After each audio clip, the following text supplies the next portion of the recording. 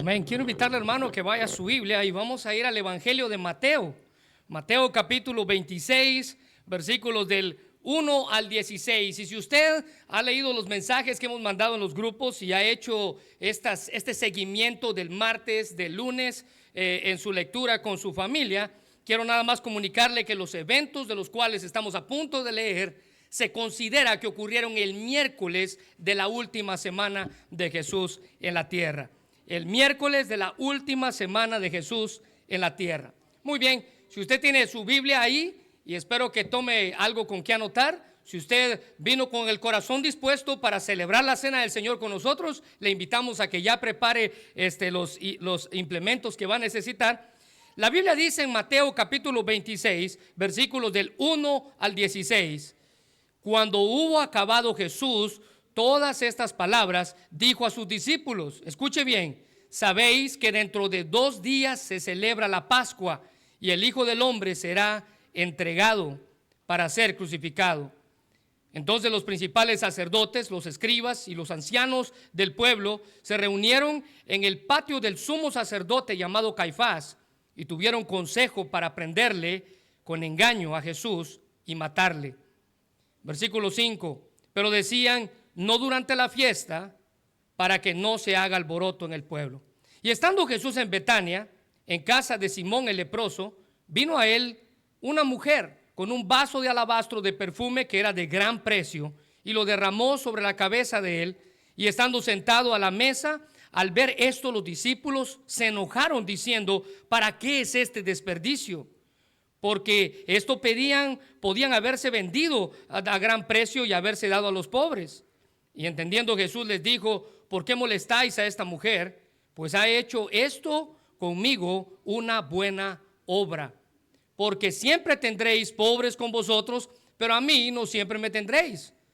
Porque al derramar este perfume sobre mi cuerpo, lo ha hecho a fin de prepararme para la sepultura. De cierto os digo que donde quiera que se predique este evangelio en todo el mundo, también se contará lo que ésta ha hecho para memoria de ella. Ahora nota los últimos 3 versículos. Entonces uno de los 12, que se llamaba Judas Iscariote, fue a los principales sacerdotes y les dijo, ¿qué me queréis dar? Y yo os lo entregaré. Y ellos le asignaron 30 piezas de plata. Y desde entonces buscaba oportunidad para entregarle. Quiero invitarle a que cierre sus ojos, vamos a orar. Señor, te damos gracias por tu palabra y gracias por el privilegio que nos das en esta noche de celebrar la cena del Señor. Gracias, Señor, porque como iglesia queremos compartir con nuestros hermanos y declarar lo que la cena significa. La muerte del Señor anunciáis, dice la Biblia. Señor, gracias por este pasaje. Ahora te pedimos que nos ayudes a examinar nuestro corazón, porque las tres actitudes que vamos a ver con respecto a la cruz son actitudes del corazón. Bendice este mensaje y permite que podamos aprender y aplicar en esta hora. En el nombre de Jesús. Amén.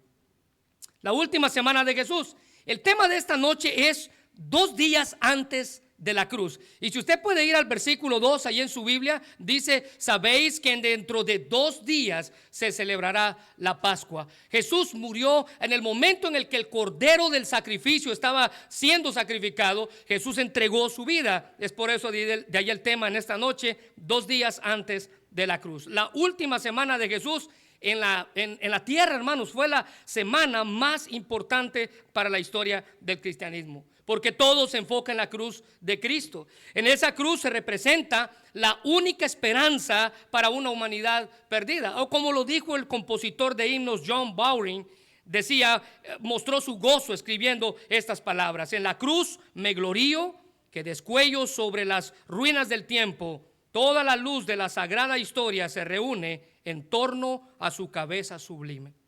Todo lo relacionado en la historia del plan redentor de Dios se centra en la cruz. Nada aparte de la cruz tendría algún valor para el hombre si no fuera por lo que Dios hizo para nosotros en la cruz. Solo por medio de la cruz Dios proveyó, dice la Biblia, el camino para que la humanidad pudiera ser salva y pudiera estar con Él para siempre. No hay salvación, no hay evangelio, no hay cristianismo bíblico si no es por la cruz de Cristo. El apóstol Pablo tenía en claro eso. Él dice en 1 Corintios 2:2, pues me propuse no saber entre vosotros cosa alguna, escuche bien esto, sino a Jesucristo y a este que fue crucificado. Ese es el impacto que la historia de la cruz tiene sobre aquellos que la escuchan, porque la sola historia y la vida y obra de nuestro Señor Jesucristo, sin ningún adorno puesto a la historia, es impactante para mover los corazones. El profesor Edinburgh James Stewart cita un ejemplo que yo quiero darles con respecto a la historia de la cruz y cuánto impacto hace en la vida de las personas. Él dice que en una ocasión 2 misioneros cristianos habían llegado a la corte de uno de los reyes importantes de los francos llamado Clovis.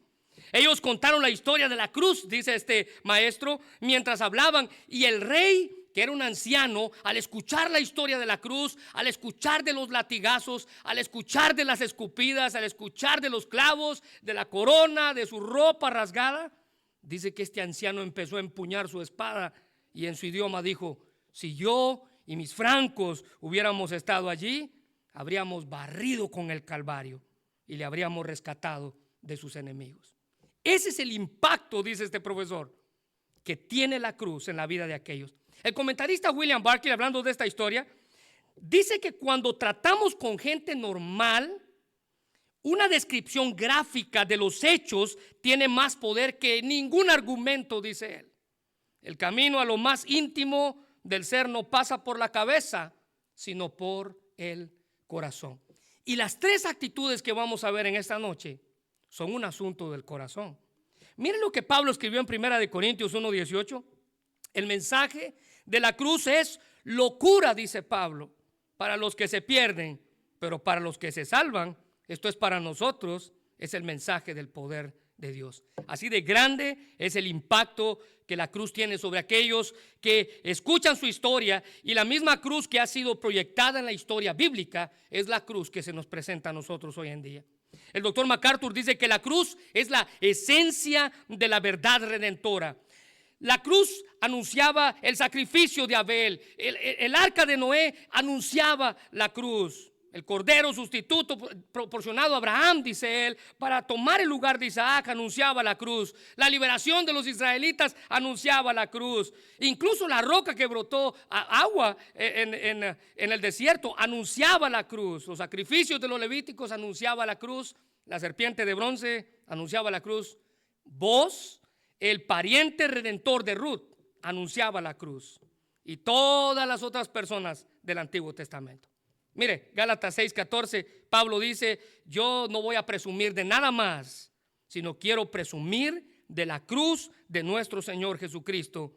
A través de Cristo, dice él, el mundo ha muerto para mí y yo he muerto para el mundo. El apóstol Pablo estaba convencido que toda la verdad y la historia señalan de manera precisa hacia la cruz de Cristo. Mire, cuando Juan el Bautista aparece en escena, el último de los profetas, él dio testimonio de esa verdad. Dice la Biblia que cuando él vio a Jesús en Juan 1:29, al día siguiente vio Juan el Bautista, a Jesús que venía a él, y le dijo, escuche bien estas palabras: he aquí el Cordero de Dios que quita el pecado del mundo. Recuérdese que los sacrificios de los corderos cubrían el pecado del mundo, pero Cristo, dice Juan, él quita el pecado del mundo. Bueno, les dije que los eventos que acabamos de leer se consideran que en la historia de la última semana de Jesús ocurrieron en día miércoles, donde algunos consideran que no hubo tantas actividades como los otros días. Es más, algunos incluso han llamado al miércoles el miércoles silencioso, porque en las escrituras no se registran muchas actividades en ese día en especial. Pero en medio del silencio, en el día que estaba ocurriendo, Jesús estaba consciente de que había llegado su momento para el cual Él había venido a la tierra. Mira el versículo 2. ¿Sabéis que dentro de 2 días se celebra la Pascua? Ahora note la siguiente parte: y el Hijo del Hombre será entregado para ser crucificado. Ahora, ya anteriormente les había dicho que Él iba a morir en la cruz, pero ninguno de los discípulos había puesto atención. Ya anteriormente repetidas veces le había dicho: yo voy a morir, voy a entregar mi vida en una cruz, pero al parecer nadie le tomaba en serio, nadie tomaba como importante esas palabras. Pero Dios había escogido este tiempo en especial para la muerte de su hijo. ¿Sabe cuál tiempo? Subraya esto en su Biblia, por favor. La Pascua. El tiempo en el que se sacrificaban los corderos en el templo. La Pascua, la celebración más importante para los judíos. El tiempo en el que el cordero de la conmemoración brotaba su sangre, entregaba su sangre para el perdón de los pecados del que lo llevaba como ofrenda. Cristo simbolizó, hermanos, lo que esa Pascua había representado. ¿Se recuerda en Egipto, en la última de las plagas, cuando el ángel bajó y el pueblo manchó o tiñó las puertas de sangre? Bueno, en varias ocasiones el mismo Jesús había evitado a sus enemigos para que lo mataran, pero ahora él estaba consciente que había llegado su hora. Mire lo que dice Juan 10:39. Procuraron otra vez prenderle, pero note esto, pero él se escapó de sus manos. Y esta no es la única vez. Varias ocasiones ellos querían atraparlo, pero Jesús se huía. Pero ahora él sabía que su tiempo había llegado. En estos días previos a la traición y la crucifixión, él advirtió que era tiempo para que se cumpliera su obra en la cruz. Habiendo instruido a sus discípulos y a los judíos con discursos, edificándolos en su ejemplo, convenciéndolos con sus milagros, ahora él estaba preparado para redimirlos con su sangre. Pero ¿qué es lo que se cree o qué es lo que se piensa con respecto a la cruz? Mire, en muchas ocasiones se tienen diferentes opiniones equivocadas debido, especialmente usted y yo como hispanos, a vivir en países llenos de tradiciones religiosas. Tenemos un concepto errado de lo que es la cruz. Otros han llegado al punto de ideas erróneas con respecto al sacrificio de Cristo en esa cruz. Pero lo que sí debemos afirmar, hermanos, es que la cruz estaba dentro de los propósitos de Dios para salvar a la humanidad. R.C. Sproul dice que Dios desde la eternidad había ideado un plan, que no había un plan provisional. Él dice que había un plan A y no había un plan B, era el A y nada más. Y si el plan B, o sea, el plan A no funcionaba, tenía que funcionar, dice él. Con el fin de que este plan funcionara en la historia, entonces Dios envió a su Hijo al mundo con el objetivo y el diseño específico de lograr la redención. Entonces Cristo en la cruz cumplió el propósito del Padre. Pero el asunto aquí es que estamos a 2 días de la cruz. Y la manera en la como reaccionamos frente a la cruz es importante. Les dije que nuestra reacción ante la cruz es un asunto del corazón. A la luz de este pasaje vamos a ver 3 maneras en las que usted y yo podemos reaccionar frente a la cruz. Ahora, no pase ninguna por alto. Esta es una autoevaluación. Tenemos que evaluarnos. ¿Cuál de estas 3 reacciones es donde yo encajo? ¿Cuál de estas 3 reacciones es donde yo encajo? Ahora, vea conmigo por favor la primera, y si está tomando notas, podemos en primer lugar rechazar a Jesús. Esa es la primera reacción. Usted puede rechazarlo. Mira el versículo 3, dice que había líderes religiosos, principales sacerdotes, todos reunidos en la casa del sumo sacerdote llamado Caifás. Mientras Jesús hablaba con sus discípulos ese miércoles, los miembros del Sanedrín estaban planeando su última coartada. Al mencionar a los principales sacerdotes, si usted puede subrayarlo ahí en el versículo 3, esto nos habla, hermanos, de la nobleza religiosa rica, la más importante, los más influyentes de aquella época. Y esa larga controversia entre Jesús y los líderes religiosos finalmente les había llevado a esto. Estaban planeando cómo atraparle. Según un comentarista, el uso de estas 2 palabras que quiero que subrayen en su Biblia, reunieron, versículo 3, y consejo, versículo 4, si le puede hacer un círculo, muestran el drama que se estaba llevando a cabo a 2 días de la cruz. 2 días antes de la cruz, donde el complot para asesinar a Jesús se estaba formando. Miren, en varias ocasiones les dije, Jesús ya les había advertido a sus discípulos que iba a morir, que iba a ser entregado en manos de aquellos que lo odiaban. El versículo 3 menciona a un hombre, Caifás, que era el sumo sacerdote. Él fue el anfitrión de esta cuadrilla del infierno. Él quería destruir a Jesús porque lo consideraba como una amenaza a la posición y al poder que el gobernador tenía sobre el pueblo judío. Hay dos cosas que motivaron a planear con mucho interés el arresto de Jesús. Si usted las quiere anotar, en primer lugar, la codicia y en segundo lugar, la ambición. Dos cosas que llevaron a estos hombres a planear: una codicia egoísta y una celosa ambición. ¿Alguna vez usted ha padecido egoísmo o ambición? Bueno, tenga cuidado, porque no son buenas señales. Nos llevan a desear la muerte de algún inocente. Estos dos males terminaron envenenando el corazón de este hombre religioso muy importante llamado Caifás. Mire, si usted no tiene en cuenta esto, nos va a llevar a rechazar a Jesús. Este hombre, junto con sus amigos, terminaron rechazando a Jesús. Todos estos hombres de renombre en posiciones relevantes. Mire el versículo 3: principales sacerdotes, escribas, ancianos, todos ellos con principales posiciones, terminaron rechazando al Mesías. Tanta era la influencia que estos hombres tenían, que terminaron infectando no solamente sus corazones, sino el corazón del todo el pueblo. Dice Mateo capítulo 27, 25: y respondió todo el pueblo. Escuche bien, el pueblo, cuando estaba pidiéndole a Pilato que lo crucificaran, que crucificaran a Jesús, Pilato dice: miren, yo me voy a lavar las manos porque yo no encuentro ningún mal en este hombre. Y miren lo que el pueblo dijo: y respondió el pueblo: su sangre sea sobre nosotros y sobre nuestros hijos.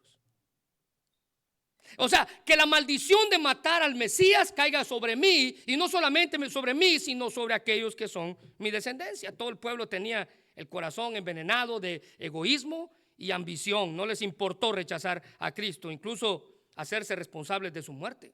Mire, hermano, le voy a decir algo: el rechazar a Cristo va a producir consecuencias trágicas en nuestra vida.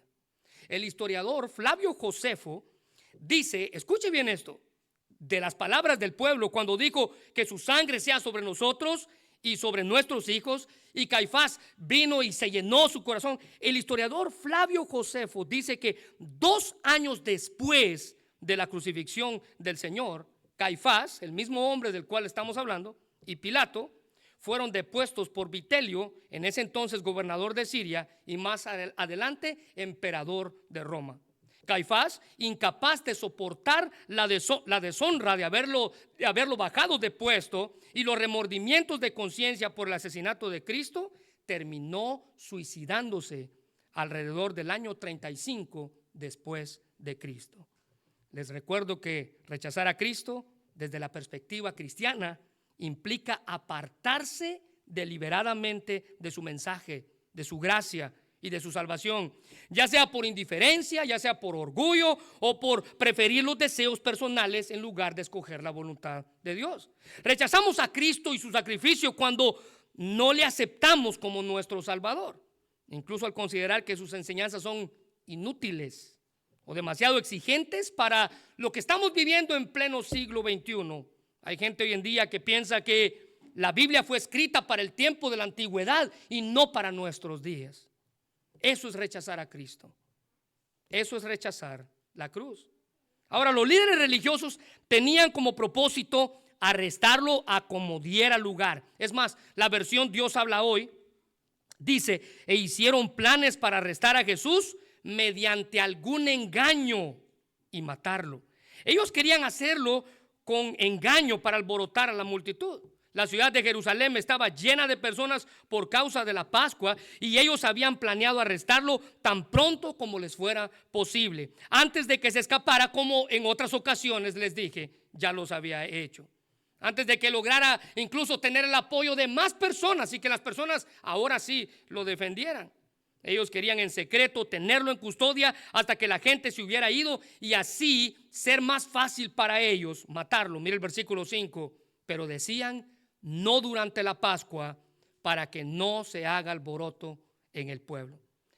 Jesús estaba a punto de entregar su vida, y Jerusalén estaba a punto de estallar, llena de peregrinos que con devoción ellos habían venido, les dije, a celebrar la fiesta más importante de los judíos, la Pascua. Déjenme citar nuevamente al historiador Flavio Josefo, que dice que cerca de 256.500 corderos de la expiación se sacrificaban durante la Pascua típica. Escuche bien la palabra típica, 256.500. Y debido a que la tradición, dice Flavio Josefo, requería que no menos de 10 personas debían comer de un cordero, la cantidad de personas que estaban en la ciudad era más o menos como 2 millones de personas. El día en el que Cristo estaba a punto de entregar su vida. Ahora, ellos no querían matar a Jesús durante la Pascua porque sabían lo que les esperaba, pero así fue exactamente como sucedió. Esta es otra sutil indicación, hermanos, de que Jesús estuvo en control de los eventos, pues en realidad ellos lo mataron en el mismo día en el que no deseaban hacerlo, en el día de la Pascua. Hechos capítulo 2, versículo 23 dice: pero Dios sabía que lo que iba a suceder y su plan predeterminado se llevó a cabo cuando Jesús fue traicionado. Con la ayuda de los gentiles sin ley, ustedes lo clavaron en la cruz y lo mataron. Mire, no pierda de vista estas palabras. Iba a suceder y su plan predeterminado se llevó a cabo. La Pascua fue el tiempo en el que Dios escogió. Pero estos hombres terminaron rechazando la cruz y el sacrificio que se llevó a cabo. Tenga cuidado, le repito, porque rechazar la cruz puede traer consecuencias graves a nuestra vida. El rechazo a la cruz es algo evidente no solo en aquel tiempo, sino también en nuestros días. En Juan capítulo 3, versículo 19 dice: y esta es la condenación, que la luz vino al mundo y los hombres amaron más las tinieblas que la luz, porque sus obras eran malas. Rechazamos la cruz cuando amamos más las tinieblas que la luz. Ahora, nota en segundo lugar, la segunda actitud que podemos tener enfrente de la cruz es que podemos adorar a Jesús. Podemos rechazar a Jesús, podemos adorar a Jesús. En el versículo 6 se nos presenta uno de los eventos que ocurrió ese día. Dice la Biblia que Jesús y los discípulos fueron invitados a la casa de Simón el leproso. Versículo 6. Por el relato de Juan, nos enteramos que María, Marta y Lázaro, quien había estado muerto y a quien Jesús había resucitado, estaban presentes, es decir, en la misma fiesta. Es probable que Simón había sido sanado por Jesús y ahora estaban ambos, Lázaro y Simón. Alguien dijo que era como entre Lázaro resucitado y Simón, el que era leproso, sanado. Se sienta el Señor, decía este autor, probablemente como entre dos trofeos de su gloria. Ahora en la mesa tenía a Lázaro, el que había estado muerto, y a Simón, quien antes era leproso.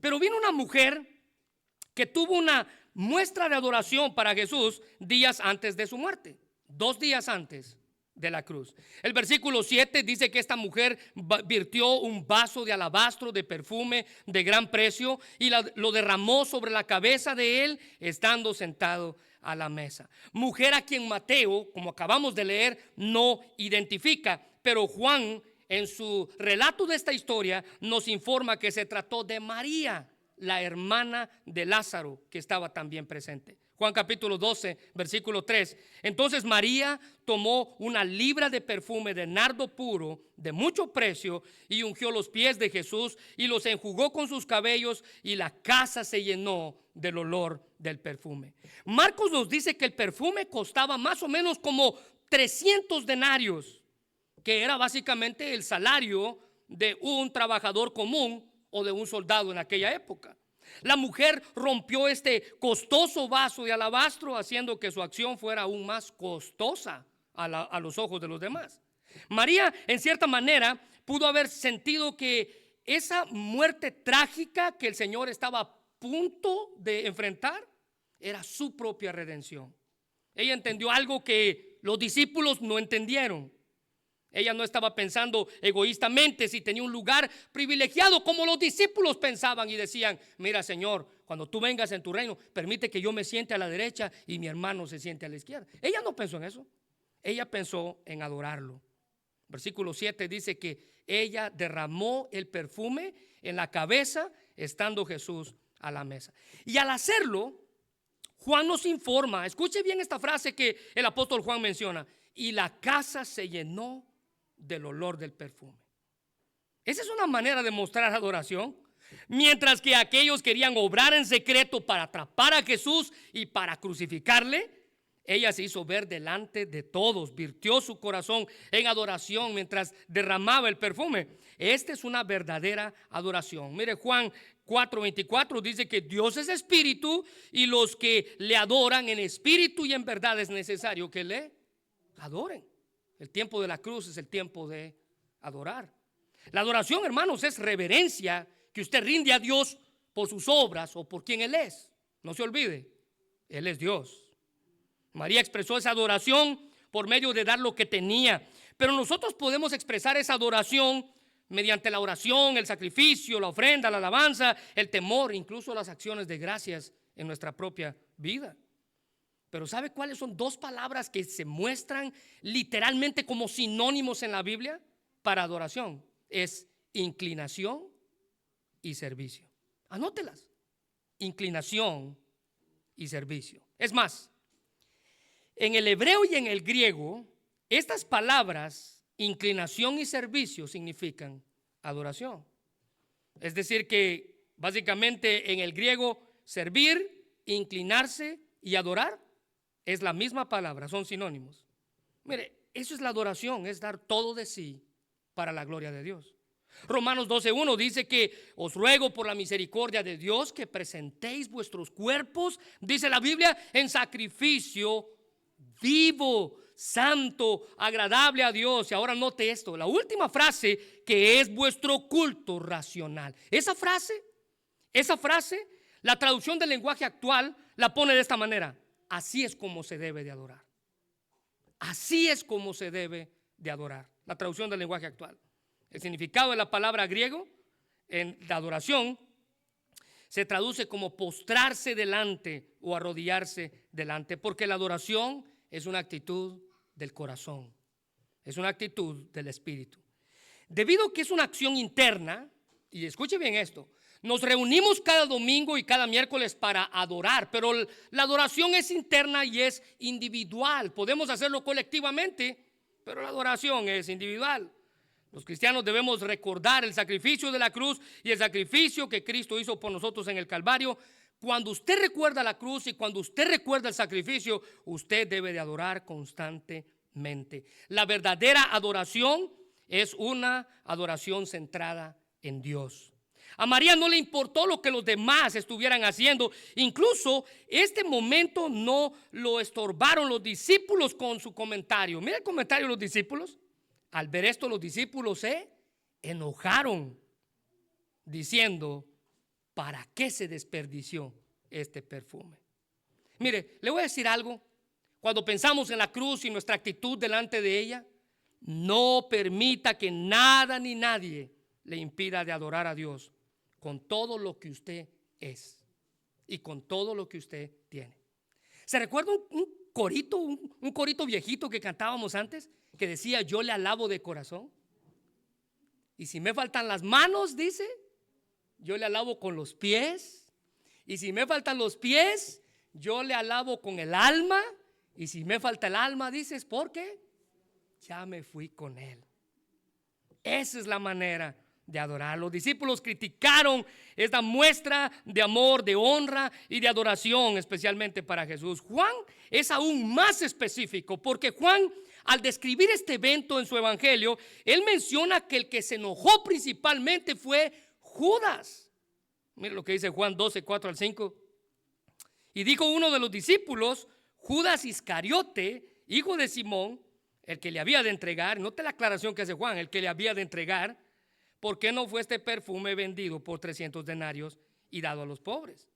Mire, para los discípulos, hermanos, esto fue un desperdicio, pero para María fue una muestra de lo que había en su corazón. Pero para Jesús, este acto fue la más grande demostración de amor sincero. Escuche bien, 2 días antes de la cruz. 2 días antes de la cruz. Mira el versículo 10. Entendiendo Jesús les dijo: ¿por qué molestan a esta mujer? Jesús defendió a María como un ejemplo de alguien que simplemente hizo una buena obra para Él. Alguien dijo que lo que ellos llaman un desperdicio, Jesús lo llama algo hermoso. Pero no solo fue hermoso, sino que tuvo un propósito especial. ¿Y cuál fue el propósito especial? Mira el versículo 12 allá en Mateo 26. Porque al derramar este perfume, dijo Jesús, sobre mi cuerpo, lo ha hecho a fin de prepararme para la sepultura. ¿Sabe cuándo pasó esto? 2 días antes de la cruz. Incluso si ella no tenía el tiempo después de la cruz, ella aprovechó ese momento para preparar el cuerpo del Señor. 2 días antes de la cruz. Tal vez ella no entendía el significado completo de lo que hizo en ese momento, pero este acto dijo algo que los discípulos no dijeron ni hicieron 2 días antes de la cruz. Mire, ella le dio a Jesús el amor y la atención que merecía 2 días antes de su gran sufrimiento. Ella entendió mejor cuál era el lugar especial que Jesús tenía en su vida. A los pies de Jesús ella estaba. Jesús entendió eso, ella entendió eso. Charles Spurgeon decía que la belleza de este acto hecho por María, consistía en esto, que todo era para Cristo. Todos los que estaban en la casa podían percibir y disfrutar del perfume, del precioso ungimiento, pero el ungimiento fue solo para Jesús. Todos podían oler el perfume, pero el perfume fue para Jesús. 2 días antes de la cruz. 2 días antes de la cruz. Mire, los reyes en aquella época eran ungidos, los sacerdotes en aquella época eran ungidos, pero Jesús afirmó que ella lo ungió no para su coronación, no para su servicio en el templo, sino para su sepultura. Ella probablemente no sabía todo lo que su acto significaba cuando ungió a Jesús para su sepultura. Las consecuencias del acto más simple hecho para Cristo pueden ser mucho más grandes de lo que usted y yo creemos. Así es la adoración. En ocasiones puede parecer sencilla y muchas veces insignificante para nosotros, pero cuando se trata de Dios es algo grande. Cristo ve nuestra adoración como una muestra de lo que hay dentro de nosotros, expresada afuera de nosotros. Ahora, note el impacto de la adoración de María. Versículo 13, y Cristo le dijo, donde quiera que se predique este evangelio, en todo el mundo, también se contará la historia que esta mujer ha hecho. Ella fue notable debido al motivo con que fue a adorar. Un corazón amoroso y puro, lleno de adoración para su Señor y Salvador. Fue notable en que fue hecho solo para Jesús. Fue notable porque fue inusual, extraordinario. María es un ejemplo perpetuo de adoración generosa y sacrificial para todos los cristianos. Ella es un modelo a seguir en cuanto a la adoración. Podemos, escuche bien, podemos escoger rechazar a Jesús o podemos escoger adorar a Jesús. Escogemos adorarlo, procure que sea con todo lo que usted es y con todo lo que usted tiene. Ahora, nota en tercer lugar, les dije que eran 3 actitudes. En primer lugar, podemos rechazar a Jesús, como los líderes religiosos lo hicieron. Podemos adorar a Jesús, como María lo hizo en Betania con este perfume. Pero nota en tercer lugar, podemos traicionar a Jesús. Podemos traicionar a Jesús. Mira el versículo 14. Entonces, uno de los 12, que se llamaba Judas Iscariote, fue a los principales sacerdotes y les dijo, ¿qué me queréis dar? Y yo os lo entregaré. Y ellos asignaron 30 piezas de plata. Y desde entonces buscaba oportunidad para entregarle. Mire, en contraste con María, quien ofreció un testimonio sincero de adoración a Cristo, Judas dio un testimonio clandestino, dice la Biblia, lleno de traición e hipocresía.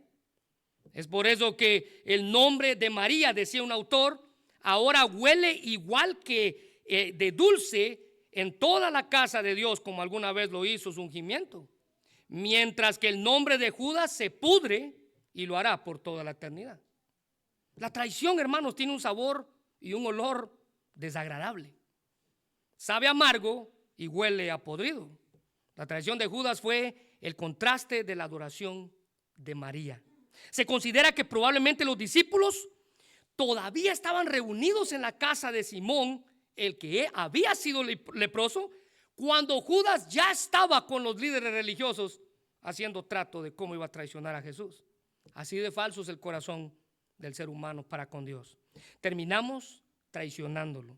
El problema no está en las cosas externas, sino en las que están dentro de nosotros.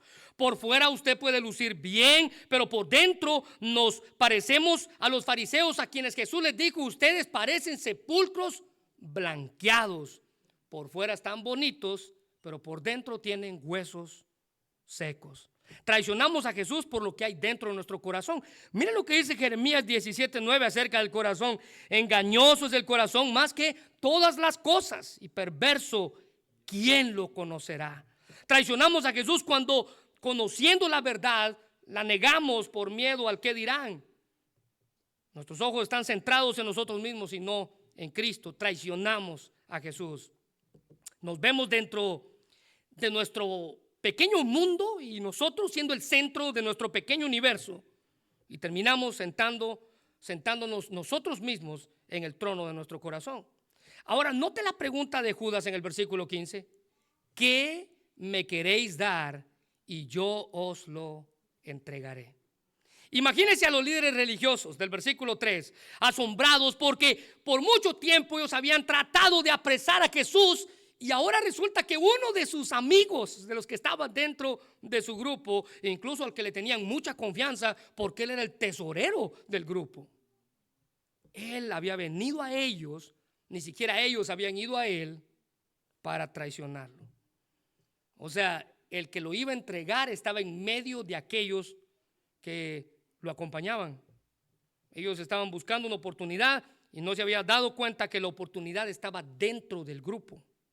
A lo largo de la historia, hermanos, ha habido muchas sugerencias. Escuche bien esto: de los motivos de Judas para traicionar a Jesús. Quiero darle 5. Quiero darles cuatro motivos principales de por qué la gente piensa a lo largo de la historia que Judas traicionó a Jesús. Número 1, decía alguien: tal vez Judas estaba desilusionado por el tipo de Mesías que Jesús vino a ser. Recuérdense que ellos querían un Mesías que sacara su espada y se pusiera su capa de Superman y los fuera a liberar de la opresión de los romanos. Entonces, ese probablemente fue un motivo. En segundo lugar, tal vez Judas observó el continuo conflicto entre Jesús y los líderes religiosos del versículo 3 que acabamos de leer, y él sacó la conclusión diciendo: mejor me cambio de bando porque este es el bando perdedor y me voy a ir con el bando que es el bando ganador. En tercer lugar, tal vez llegó a la conclusión de que Jesús simplemente no era el Mesías o un verdadero profeta, incluso como Saulo de Tarso en alguna ocasión llegó a creer acerca de Cristo. Y en cuarto lugar, algunos sugieren que Judas hizo esto por un motivo noble. Escucha la palabra noble, entre comillas. Porque él estaba impaciente porque Jesús revelara que él era el verdadero Mesías. Entonces forzó a Jesús para que fuera a la cruz. Mire, cualquiera que usted piensa que haya sido una razón correcta, las Escrituras no revelan ninguna muestra de él de haber dudado lo que hizo. Con la intención que merecía fue y preguntó: ¿cuánto me van a pagar si yo les entrego a Jesús? No le importó.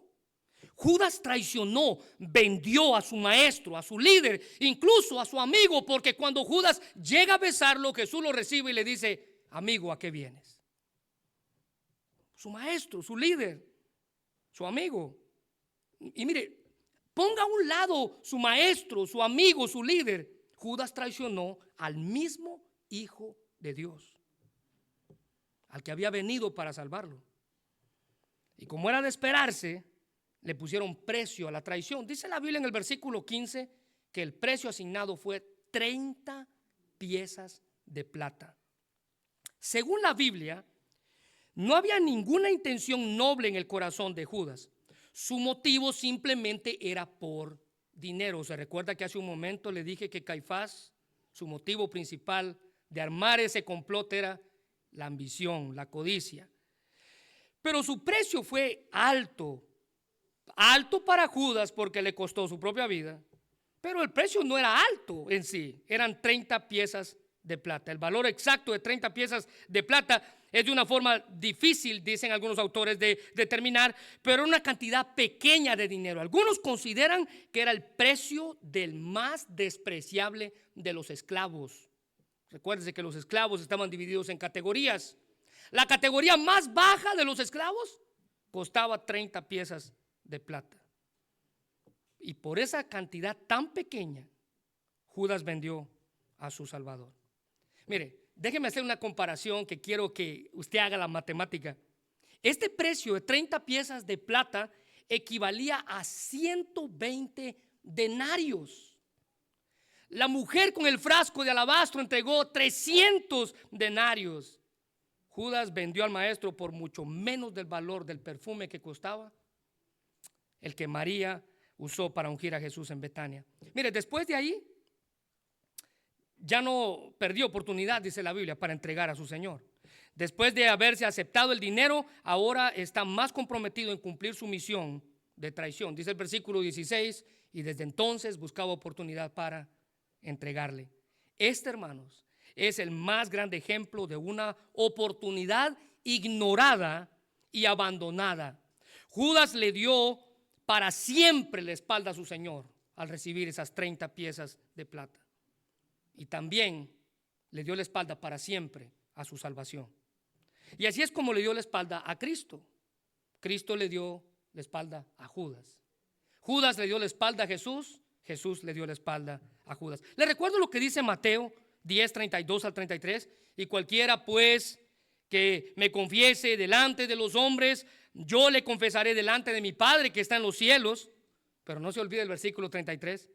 Y cualquiera que me niegue delante de los hombres, yo también le negaré delante de mi Padre que está en los cielos. Judas esa tarde le dio la espalda a Cristo y esa tarde Cristo le dio la espalda a Judas. Ahora, tenga cuidado al apresurarse a juzgar a Judas. Si nosotros estuviéramos en la misma condición, escuche bien, probablemente hubiéramos hecho lo mismo. Sin embargo, muchos han vendido a Jesús por un precio menor del que Judas recibió. Hay gente que vende a Jesús o traiciona a Jesús por una sonrisa, por una mueca que alguien les hace. Una mueca lo suficiente para inducirlos a traicionar a su maestro. Procure de no colocarse en la misma posición de vulnerabilidad en la que Judas se colocó. Ahora, déjeme terminar con esto. Note que estas actitudes que les acabo de mencionar o maneras de responder a la cruz es un asunto del corazón. De ahí que debemos evaluar nuestras intenciones, las intenciones de nuestro corazón, ponernos a cuentas con Dios, quien al final es quien puede cambiar nuestro corazón. Quiero invitarla a que se ponga de pie ahí donde está. Póngase de pie y permítame comentar esto. Es Dios quien puede cambiar las intenciones de nuestro corazón. Es Dios quien puede hacernos nuevo un corazón. Es Dios quien puede darnos un nuevo corazón. Únicamente cuando nos acercamos a la cruz. Mire lo que dice Ezequiel capítulo 36, versículos 26 y 27. Os daré un nuevo corazón y pondré un espíritu nuevo dentro de vosotros. Y quitaré vuestra carne, el corazón de piedra, y os daré un corazón de carne. Y pondré dentro de vosotros mi espíritu, y haré que andéis en mis estatutos, y guardaréis mis preceptos, y los van a poner por obra. Es Dios quien puede hacer nuevas todas las cosas. Es Dios quien hace nuevas todas las cosas. Les dije que antes de tomar la cena del Señor, este es un autoexamen. ¿Cómo está mi corazón? ¿Cuál es mi actitud frente a la cruz? ¿Cuál es mi actitud para con Jesús? ¿Soy yo de aquellos que le rechazan? ¿Soy yo de aquellos que le adoran? ¿O soy yo de aquellos que estoy esperando para traicionarlo? Es fácil caer en estos dos errores. difícil enfocarnos en la segunda actitud. Pero le repito lo que Ezequiel dice: soy yo, dice Dios, quien les voy a dar un nuevo corazón y pondré un espíritu nuevo dentro de vosotros. Quiero invitarle a que cierre sus ojos ahí donde está. Y vamos a dejar un tiempo para examinar nuestra vida. Antes de tomar la cena del Señor, necesitamos examinar nuestra propia vida. Este momento es suyo con Dios. Este momento es suyo y Dios. Examine su corazón. Pregúntese a sí mismo: ¿por qué estoy aquí? ¿Y cuáles son las motivaciones del por qué hago lo que hago? Pregúntese: ¿es mi vida un reflejo de la cruz de Cristo? ¿O más bien estoy yo atacando lo que yo creo? Usted puede rechazar a Jesús, usted puede adorar a Jesús, o usted puede traicionar a Jesús. Es una actitud del corazón. Este es el tiempo para evaluar nuestra vida, ponernos a cuentas con Dios y reconocer que si hay algo entre nosotros que necesita ser entregado, este es el momento para decirle: Dios, ayúdame. Que mi actitud frente a la cruz sea honesta. Que mi actitud frente a la cruz sea de adorarte, de buscarte, de reconocer quién tú eres y de adorarte. Señor, gracias por tu palabra y gracias por la bendición que nos da, Señor, de poder honrarte. Gracias por este mensaje. Permite que este tiempo, Señor, podamos evaluar nuestro corazón, reconocer qué es lo que estamos haciendo, reconocer cuáles son las intenciones y las motivaciones del por qué hago lo que hago y del por qué estoy aquí, del por qué he creído en un Cristo crucificado. Son las intenciones del corazón. Señor, gracias porque tú has prometido en tu palabra que vas a darnos un nuevo corazón. Vas a quitar el corazón de piedra que tenemos y nos vas a dar uno que sienta, uno que pueda reaccionar cuando tú le hables. Señor, gracias por tu palabra y gracias por estos 3 ejemplos que están en las Escrituras, para que nosotros evitamos cometer los mismos errores y para que sigamos el ejemplo de María de Betania, que adoró sin importar quién estuviera a su alrededor. Gracias, Señor, porque estas cosas ocurrieron 2 días antes de la cruz. 2 días antes de la cruz se mostró la adoración más grande en todo su esplendor. Señor, ayúdanos a adorarte de la misma manera. Gracias, Padre. Ahora quiero invitarle a que tome su copita de la comunión. Tome su copa de la comunión. Y recuérdese que cada vez que tomamos esto, estamos anunciando la muerte del Señor. Estamos representando lo que Cristo hizo por nosotros. Y mientras toma el pan, vamos a orar. Y mientras ora, yo le pido que le dé gracias a Dios por el sacrificio que Cristo hizo por nosotros en la cruz del Calvario. Fue allí, dice el himno, en el cual nuestra alma encontró redención. Fue ahí donde nuestros pecados fueron librados. Pero este pan que representa la carne de Jesús fue molido por los golpes de los romanos. Fue molido por los latigazos de los romanos. Y ahora, con este acto de la cena del Señor, recordamos lo que Jesús vino a hacer en la cruz por nosotros.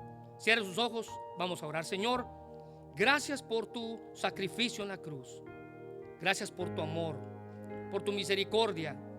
Gracias por lo grande que eres. Gracias por haber entregado tu vida por nosotros. Gracias, Señor, porque tu cuerpo fue colgado en ese madero en lugar de nosotros.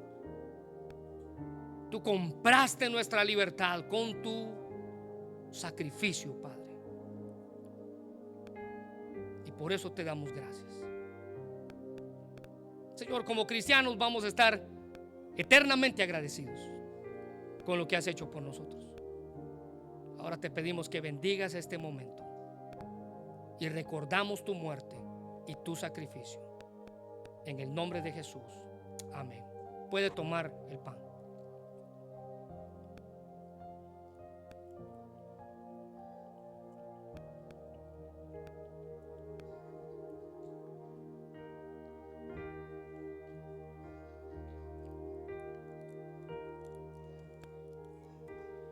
Ahora este jugo de uva representa la sangre de Cristo, sangre que por nosotros fue derramada en la cruz del Calvario.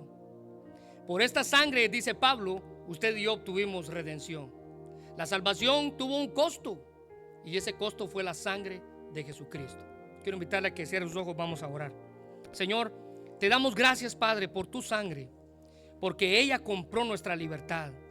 Ella compró el perdón de nuestros pecados. Por ella vimos la luz. En esa cruz se clavaron el acta de nuestras maldades. Y tú la firmaste para hacernos libres con tu sangre en la cruz. Gracias por este jugo de uva, Señor, que representa la sangre que un día fue derramada por todos nosotros. Esta representación, dice la Biblia, que cada vez que la hagamos, anunciamos la muerte del Señor. Gracias por tu sacrificio. Señor, te esperamos, Padre, y sabemos que un día vas a volver por tu iglesia. Te damos gracias, Señor, por lo que has hecho por nosotros. En el nombre de Jesús. Amén. Puede tomar el jugo.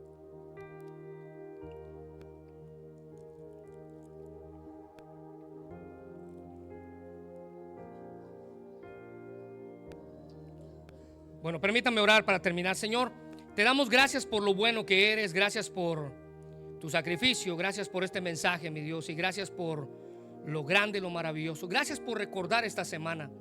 Y gracias porque como iglesia hemos querido hacerlo cada día, Señor. Recordar lo que ocurrió cada día de esa última semana de Cristo sobre la tierra. Y hoy miércoles queríamos hablar acerca de esos eventos que ocurrieron 2 días antes de la cruz. Señor, te pedimos por este mensaje, mi Dios, que el día de mañana podamos recordar que o podemos traicionar a Jesús, o podemos adorar a Jesús, podemos entregar a Jesús, rechazarlo, tal y como aquellos líderes religiosos lo hicieron. Señor, bendice tu palabra y ayúdanos, Padre, a honrarte cada día de nuestra vida. En el nombre de Jesús. Amén.